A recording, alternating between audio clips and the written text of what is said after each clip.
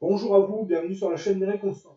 Alors aujourd'hui, je vais parler de la crise du coronavirus Covid-19. J'ai un point de vue particulier, mais je pense que c'est un point de vue qui a l'avantage de tout relier, y compris dans les origines historiques de ce à quoi on assiste aujourd'hui. Et je parle spécifiquement du côté des virus, des virus.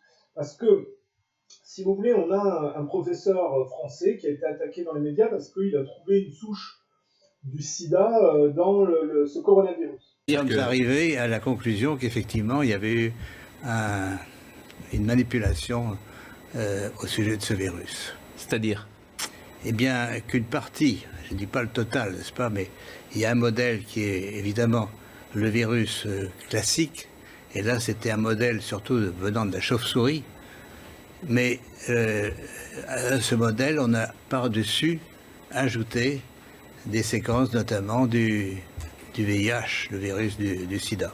Mais quand vous dites on a ajouté, qui a ajouté? Ah, moi je ne sais pas.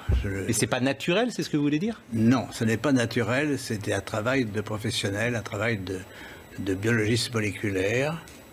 C'est un travail très minutieux, on peut dire d'horloger, on peut dire au niveau des séquences. Mais dans quel but? Dans quel but, ça, ce n'est pas clair. Moi, j'expose, si vous voulez, mon travail, c'est d'exposer les faits, c'est tout. Et s'il est attaqué, c'est pour une raison très simple. C'est que si on a trouvé du VIH dans ce coronavirus, ça veut dire qu'il a forcément été créé en laboratoire. Et que c'est absolument pas un virus d'origine naturelle. Ce qui me fait penser que si Raoult a quand même proposé la chloroquine, qui est une solution qui fonctionne. La preuve est que Buzyn l'a classé en élément vénéneux en janvier, parce qu'il y avait une concurrence avec des laboratoires qui voulaient proposer une vaccin beaucoup plus cher. Il y a eu une histoire de fric dans cette imposture sioniste des uns et des autres. Si Raoult dit que c'est un virus d'origine naturelle, c'est-à-dire qu'il fait partie du groupe sioniste et que voilà, les choses sont pas blanches, sont pas noires. Puisque c'est bien la chloroquine, mais Raoult est quand même relié à Israël. On a une compétition dans le monde pharmaceutique entre les chloroquines et les antichloroquines. Les antichloroquines sont les pires, si vous voulez. Mais ça ne fait pas des gens pro-chloroquine, des gens vertueux. Dans l'absolu, Trump, qui est pro-chloroquine, est un sioniste aussi. On est dans une imposture sioniste. Il faut vraiment sortir la tête de cette imposture du monde actuel. Nous, on essaye de raisonner dans l'absolu. Alors, vous allez voir que je vais déterminer l'origine du sida pour comprendre pourquoi on retrouve, si vous voulez, une souche du sida dans le coronavirus. Et c'est là, vous voyez, que mes analyses s'articulent. Alors, on va tout aborder, on va le dire. Le virus du sida a son origine, selon moi, c'est mon hypothèse, mais je suis presque persuadé que je ne me trompe pas. Le virus du sida a été créé par le juif américain d'origine polonaise Hilary Koprowski à l'occasion des campagnes de vaccination d'été polio au Congo belge dans les années 50, 54-55. Il a couplé, si vous voulez, le système immunitaire du singe, en coupant des lamelles de reins de singe, au système immunitaire de l'homme. Et comme c'est contre-évolutionnel, ça a créé, si vous voulez, le syndrome d'immunodéficience. Ça a dégradé le système immunitaire de l'homme. Et Curtis fait le rapprochement avec une campagne de vaccination polio au Congo. Je me suis penché sur la campagne de vaccination anti-polio menée par le docteur Koprowski dans l'ancien Congo belge, entre le milieu et la fin des années 50.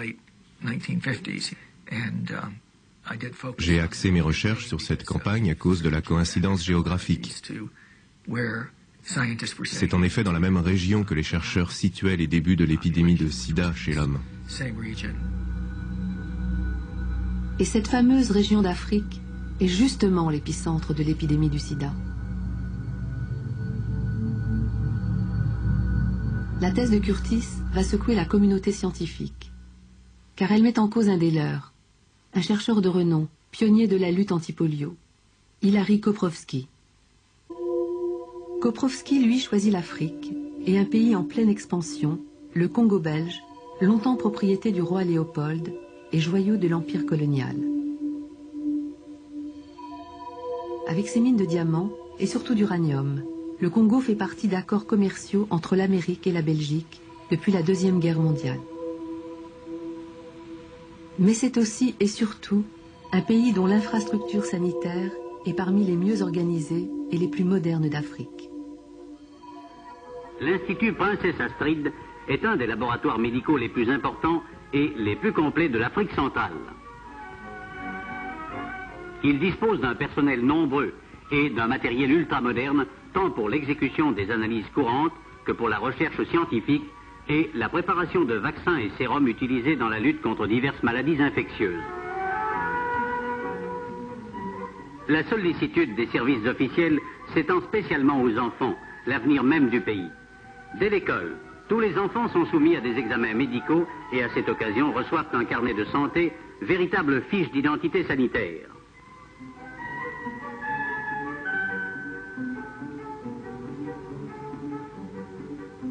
La traçabilité était donc parfaite et faisait de la population indigène un merveilleux outil d'expérimentation.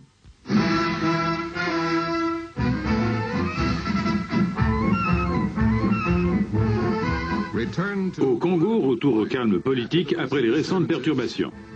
Léopoldville s'engage dans une lutte sans merci contre la paralysie infantile. Les hôpitaux sont pleins à craquer de mères avec leurs enfants, lesquels se verront administrer par voie orale contre ce fléau qui frappe les jeunes. Il s'agit d'une préparation à base de virus actifs mise au point aux États-Unis par le docteur Hilary Koprowski de Philadelphie. À la différence de notre célèbre vaccin Salk, celui-ci n'est pas injecté et si l'on en juge d'après la facilité avec laquelle les enfants l'acceptent, ça doit être bon.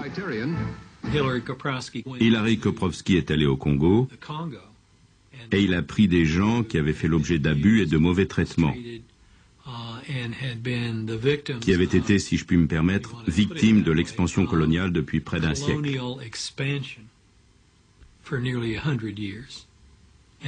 Il s'est servi d'eux. Je ne crois pas que quiconque à l'époque se soit soucié de l'aspect éthique de la question. L'occasion se présentait, c'était légal, c'était autorisé par le gouvernement belge, ils y sont allés, ils ont fait leur boulot, un point c'est tout. Pas de quoi en faire toute une histoire.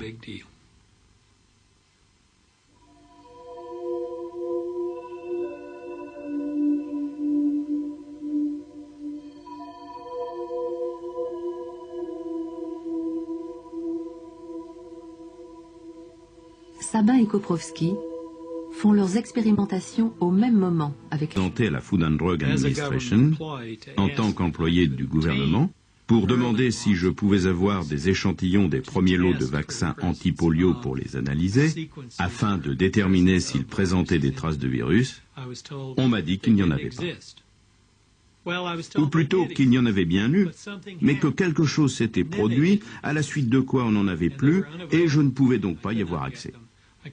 Je n'en trouverais pas, et il n'y avait pas moyen d'aller vérifier dans leur congélateur. D'autres personnes m'ont dit que tout ce travail avait déjà été fait et que la thèse était infirmée. Je n'avais qu'à prendre ça pour argent comptant, même si je ne les croyais pas. C'est donc parce que j'étais fonctionnaire que j'ai dû laisser tomber. Le sida est apparu du fait de l'homme et non du fait de Dieu. Un vaccin expérimental anti-polio buvable, élaboré, je crois, à partir de reins et de sang de chimpanzés et administré à plus d'1 million d'Africains au Congo belge, au Rwanda et au Burundi entre 1957 et 1960, correspond si précisément aux premières apparitions du sida qu'à mon avis, nous sommes en présence du chemin par lequel le virus du chimpanzé est parvenu jusqu'à l'homme.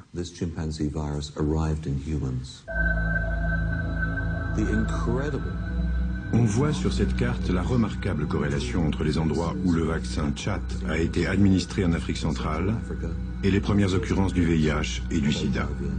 Alors pourquoi on retrouve la mouvance américaine juivisée du côté de l'Afrique à cette époque-là? Parce qu'après la Seconde Guerre mondiale, si vous voulez, il y a un mouvement progressif d'émancipation des Noirs aux États-Unis qui fait que la collectivité ne peut plus se défausser sur les Noirs de manière aussi accentuée qu'avant la Seconde Guerre mondiale et qu'il faut trouver une alternative à l'extérieur.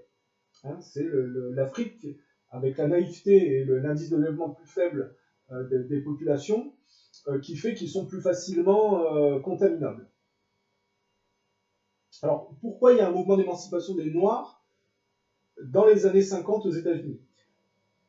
Après la Seconde Guerre mondiale, le président américain, c'est Harry Truman. Il est lié au Ku Klux Klan. Alors, on rappelle que l'origine des États-Unis, c'est les colonies esclavagistes anglaises, qu'il y a eu effectivement une guerre d'indépendance, une guerre de sécession, mais il y a le noyau américain qui est relié à ces colonies esclavagistes, qui va donner le Ku Klux Klan, les blancs suprémacistes, et si vous voulez. Ils sont le haut du panier. Les nordistes ne sont qu'une sous-version, avec leur noir attitré de la même manière, si vous voulez. C'est pas avec le Nord, on n'a pas une émancipation des Noirs réels. On a une sous-version qui est dans une compétition affairiste contre les anciens modèles, si vous voulez, avec leur noir attitré. Et donc, Harry Truman, même s'il a des liens avec le Ku Klux Klan, il voit les Noirs qui reviennent de la Seconde Guerre mondiale, qui ont été envoyés au front comme les autres, si vous voulez, et il trouve que c'est quand même un peu dur la manière dont ils sont traités. Ils sont déchargés de camions, ils sont battus. Donc il se dit, bon, on va leur ouvrir des postes dans l'administration, on va les intégrer. Alors ça se passe dans l'armée, au départ. Et puis en parallèle de ça, les ligues sportives vont leur offrir des contrats importants. Ce qui veut dire que les Noirs, progressivement, vont pouvoir avoir accès à l'éducation de manière un peu plus poussée et vont apprendre à se défendre et à faire valoir leurs droits. Dans un modèle protestant, anglo-saxon. Il faut bien comprendre que ce n'est pas les Noirs dans l'absolu. C'est spécifique à la culture judéo-protestante. Ça va donner Rosa Parks, qui va refuser de laisser sa place à un blanc. Et par Rosa Parks, on va avoir Martin Luther King. Donc on voit bien qu'il y a une ouverture, et que donc les blancs peuvent plus se défausser sur les Noirs comme avant, donc ils vont trouver une alternative en Afrique. Et je pense qu'on sait que les Anglais, les Anglo-Saxons ont une culture très hypocrite qui consiste avec l'inversion accusatoire, avec le machiavélisme, à prétendre aider les gens tout en les contaminant. Ça date pas d'hier. Donc, voilà pour moi l'origine du sida. Après, les gays allant faire leurs courses pour partir en Afrique, c'est revenu à la figure de l'Occident et ça a été découvert dans les années 80, en France notamment, puisque tout est interconnecté. On a eu cette histoire de Fabius, avec l'histoire du sang contaminé. C'est là qu'on s'est aperçu que le sida était revenu en Occident parce que, effectivement, notamment la communauté gay, une partie de la communauté gay, allait faire ses courses en Afrique. Donc il y a un effet de retour à l'envoyeur, si vous voulez. Puisque tout est interconnecté, il ne faut pas croire. En amont, l'Amérique raciste qui contamine l'Afrique, il y a une sous-jacence gay aussi en Amérique qui correspond. Les nordistes, les sudistes qui donneront dans le temps intergénérationnellement les mêmes conflits, si vous voulez. Tout est lié, c'est une facette. Ils sont tous reliés par le sionisme en réalité. C'est-à-dire, ce qui caractérise l'Occident, c'est pas que l'Occident, mais les problèmes de l'Occident viennent de la déportation colonialiste pour siphonner les ressources naturelles et alimenter un culte de la façade, c'est-à-dire le culte technologique. Ben oui, vous voulez avoir une technologie, il vous faut des ressources naturelles. Si vous les avez gaspillées chez vous, il faut les trouver quelque part. Donc vous allez entrer en conflit, vous allez court-circuiter, si vous voulez, le mouvement émancipatif des autres cultures, et vous allez créer, si vous voulez, tout un tas de problèmes qui vont vous revenir en pleine figure. Et le fond de tout ça, c'est que si vous vous complaisez dans l'objet de compensation technologique, vous ne faites pas votre émancipation chez vous. Donc c'est tout ce problème qui est exploité effectivement par Israël, parce que cette déportation des Goïs et des Occidentaux ailleurs permet, si vous voulez, la persistance et l'expansion du bout matérialiste que le judaïsme représente dans cette collectivité. Israël est lié au sionisme. Le sionisme, c'est se déporter dans d'autres cultures pour capter les ressources naturelles et alimenter un culte de la façade technologique, sans aucune contrepartie émancipative. Je me complais comme un gamin dans l'objet de compensation. Alors pour les riches, ça peut être le dernier bateau, la dernière résidence, le dernier ceci, mais c'est toujours un blocage matérialiste. Donc il trouve son origine dans le conflit intergénérationnel à ses parents, si vous voulez. Ça vient de là. Il faut tout remettre en relation. Et donc, après cette histoire d'émancipation des Noirs, il y a la période Kennedy, qui lui est irlandais catholique. On est dans la culture judéo-protestante, mais avec certains contrastes, si vous voulez.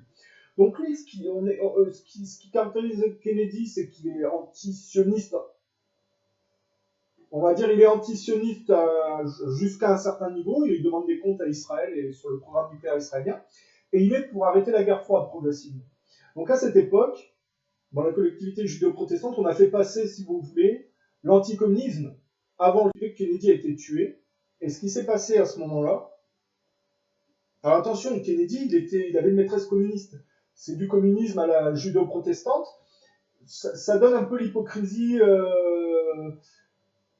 des mouvements soi-disant marxistes aux États-Unis, mais qui accompagnent, parce que faut savoir, l'origine du bolchevisme, c'est l'Angleterre qui l'a financé avec la révolution de Staline, c'est avec des juifs et des fonds anglais, pour dégrader l'orthodoxie, et par des réformes industrielles, faire concorder progressivement la culture slave avec la décadence occidentale pro-technologique. Donc, pour les suprémacistes blancs américains, si vous voulez, le communisme, c'est le mal. Et si Kennedy veut faire la paix avec les Russes, il voit ça comme le mal. Or, l'avantage de Kennedy, c'est que contrairement à cette Amérique suprémaciste, il était plus antisioniste qu'eux, puisqu'il demandait des comptes à Israël, alors que les blancs racialistes de cette époque du Ku Klux Klan qui l'ont assassiné, via Lyndon B. Johnson, ont réouvert les canaux qui couvraient, si vous voulez, l'expansion militaire israélienne. Donc on voit que, malgré que le communisme soit l'œuvre si vous voulez, c'était la connexion entre Marx et Rothschild qui dégradait d'un côté culture occidentale pour l'un, la culture slave pour l'autre. Mais malgré ça, le rapport communiste-sionisme est plus avisé que le rapport des suprémacistes protestants à l'époque. C'est tous les contrastes, hein, tout n'est pas blanc, tout n'est pas noir. Mais en tout cas, Kennedy est assassiné, et comme il a eu une influence avec les mouvements marxistes russes aux États-Unis, par rapport au sionisme, c'est pas assez sioniste. Donc ils vont par Woodstock, le mouvement de mode juif notamment, dégrader l'héritage de Kennedy et de ce marxisme aux États-Unis pour transformer, si vous voulez, les jeunes générations de gauchistes américains à une sous-version de l'Amérique raciste sioniste.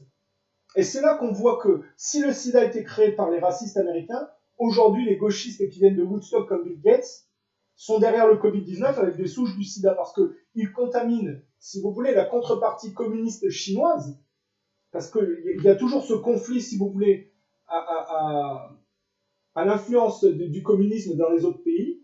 Et donc, si vous voulez, les gauchistes de Woodstock qui sont élevés contre la guerre du Vietnam étaient des hypocrites qui ont en réalité reproduit une sous-version dévirilisée de ce qu'ils critiquaient chez les autres pour prendre le pouvoir. Ce qui fait qu'ils sont derrière, quand on a Obama, qui est censé être la suite logique de Kennedy selon eux, et qui est tout l'inverse, puisque Kennedy voulait faire appel avec les Russes alors qu'Obama est un anti-Poutine rabique. On a le suivi de l'antagonisme. Eh bien, on a le pendant, si vous voulez, Woodstock mai 68, les Français, François Hollande, Obama, Macron, qui sont dans la contamination anticommuniste, sauce dévirilisée gauchiste, qui donne le Covid-19 en réalité, sur la décadence, en ayant mis la main sur le pôle scientifique, est allé faire une énième tentative de contamination du modèle traditionnaliste résiduel chinois qui fait bercer dans une copie pastiche du libéralisme américain. On se demande comment ils sont passés du communisme au néolibéralisme, mais il y a cette porosité comme Poutine qui n'est pas totalement extrait du néolibéralisme, hein. C'est pas un communiste de l'ancienne école, c'est des nouvelles générations issues du communisme qui sont ambiguës entre un pied dans un camp, un pied dans l'autre, un pied sur deux trucs. Et bien les Chinois c'est pareil, ce qui fait que la contrepartie occidentale décadente juivisée est allée contaminer, si vous voulez, cet aspect-là par l'aspect gauchiste. Hein. Il y a plusieurs pistes, il y a l'aspect militaire par les jeux militaires en Chine, et puis il y a cette scientifique chinoise qui a été diplômée à Montpellier, hein, sous l'époque Hollande-Macron, dont on a des photos où elle mettrait de la neige carbonique avec un virus près du marché.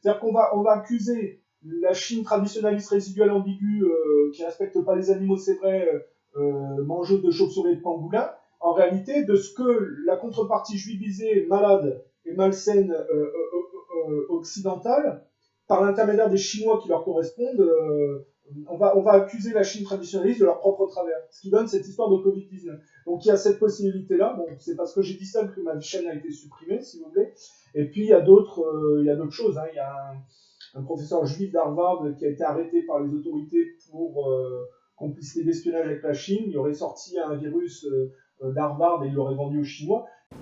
We're here today to announce 3 separate cases highlighting the ongoing threat posed by Chinese economic espionage and research theft in the United States. Federal investigators at the Lexington home of 60-year-old Dr. Charles Lieber today, moments after his arrest at his Harvard office. The complaint alleges that Dr. Lieber signed a contract with the Chinese university in Wuhan and was paid up to $50,000 per month, plus up to $158,000 in living expenses. The chair of Harvard's chemistry department, he also allegedly received more than $1.5 million to set up a research lab in China, all while working at Harvard and receiving multiple research grants from the U.S. Department of Defense and National Institutes of Health. Also charged today, 2 Chinese nationals, 29-year-old Yang Qingyi, who worked as a scientific researcher at Boston University, who failed to mention on her visa application that she is also a lieutenant with the People's Liberation Army.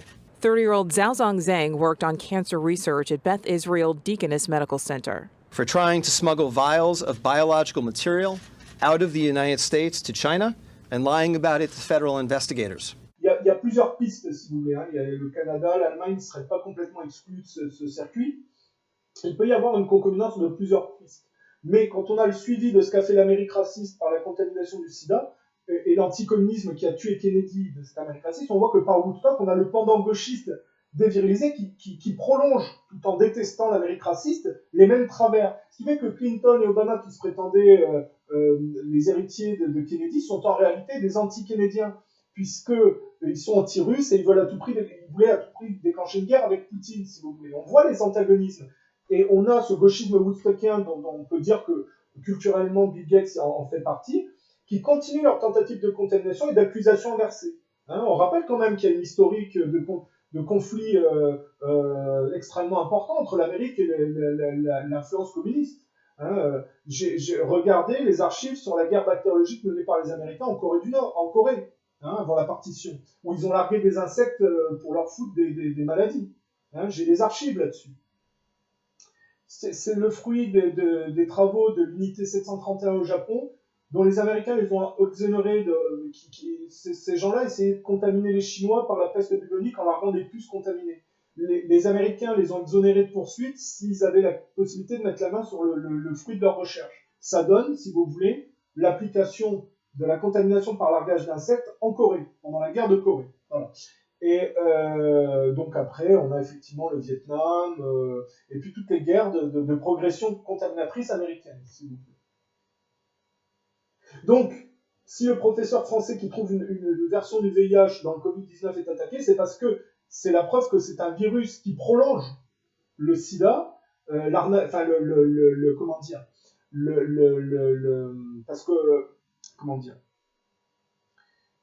l'idéologie raciste qui a mis en place le sida est reprise au travers de Woodstock générationnellement par le même délire contaminateur gauchiste, si vous voulez, qui se prétend antiraciste, anticolonialiste, mais qui, comme j'ai expliqué avec l'Amérique nordiste, n'est qu'une sous-version qui est en concurrence affairiste et qui a des noirs, c'est des esclavagistes de la même manière. Ces gens-là, aujourd'hui, c'est les patrons qui délocalisent pour avoir des produits, pour avoir à moins de payer des gens dans les pays du tiers-monde, si vous voulez, que la main-d'œuvre occidentale. C'est ces gens-là qui créent les problèmes de pauvreté en Occident, si vous voulez. Mais la délocalisation, c'est une nouvelle forme d'esclavagisme. On va dire, si on reprend leur terme franglais, un esclavagisme soft. Voilà. Et donc, on est avec le Covid-19, si vous voulez, dans l'héritage idéologique de l'Amérique raciste qui a créé le sida. Et donc, si on retrouve le VIH dans le Covid-19, c'est la preuve que mon articulation est la bonne. Que par Woodstock, c'est pas du tout des antiracistes et des anticoloniaux, c'est une sous-version dévirilisée jusqu'au boutiste qui poursuit ce qu'ils ont critiqué sur l'Amérique raciste. Ils l'ont juste critiqué pour prendre le pouvoir, si vous voulez. Alors je pense que mon analyse est correcte, donc je me permets de l'exposer, ça permet de clarifier les choses. Et donc le point commun de tous ces problèmes, c'est la déportation colonialiste dans des pays individuellement plus faibles, pour des raisons de ressources naturelles, pour alimenter un culte technologique. Donc c'est bien ce que je dis, ça se résume à, les gens ne veulent pas s'émanciper des secrets de famille et du viol intergénérationnel, ils préfèrent se complaire dans l'objet de compensation, et donc dans l'objet technologique de compensation. Ce qui crée un déséquilibre jusqu'au boutisme, une économie de façade, une économie de la dette et une économie de la contamination. C'est le symptôme du néolibéralisme. Et c'est totalement exploité par Israël pour la persistance et l'expansion d'Israël dans la zone géographique concernée. À une voyoucratie goy correspond une sous-voyoucratie juive qui l'exploite, si vous voulez. Et c'est l'incapacité des goys à se remettre en cause dans leur narcissisme possessif qui fait qu'ils n'arrivent pas à remettre en cause le judaïsme voyou qui leur fait les poches sur leur propre imposture. Donc il faudrait véritablement qu'il y ait une volonté collective de faire beaucoup d'efforts pour se rééquilibrer dans la déportation du culte de la science. Et donc de travailler plus sur les secrets de famille, un minimum en tout cas. Le malheur de l'Occident, c'est de ne pas avoir saisi l'opportunité que la science donnait de s'extraire, si vous voulez, du labeur ingrat, pour travailler sur le spirituel en étant dégagé de ce qui vous empêchait de travailler, si vous voulez, sur votre côté personnel. Au lieu de ça, l'Occident s'est enfoncé, parce que c'est une malédiction aussi, on mise sur le superficiel au lieu du profond. Et bien la malédiction, c'est qu'on s'enfonce dans une dévirilisation. Les Occidentaux n'ont pas utilisé l'apport de la science qui les dégage de labeur ingrat pour s'émanciper, si vous voulez. Ils sont complus dans le jusqu'au-boutisme de la possessivité narcissique. Et c'est ça le fond du problème. Et aujourd'hui, la punition, c'est qu'ils sont artificialisés et mis en esclavage par là où ils ont péché, c'est-à-dire par les nouvelles technologies. On va les fliquer par le téléphone portable, par les applications, par le puçage et par les vaccins. Alors que pour moi, sur ma chaîne, c'est clair, je suis anti-vaccin, anti-puçage. Et je suis catégorique là-dessus. Ça ne regarde que ma responsabilité. Je n'encourage pas les gens à me suivre, chacun fait en sa conscience, mais moi je ne me ferai ni pucer, ni vacciner.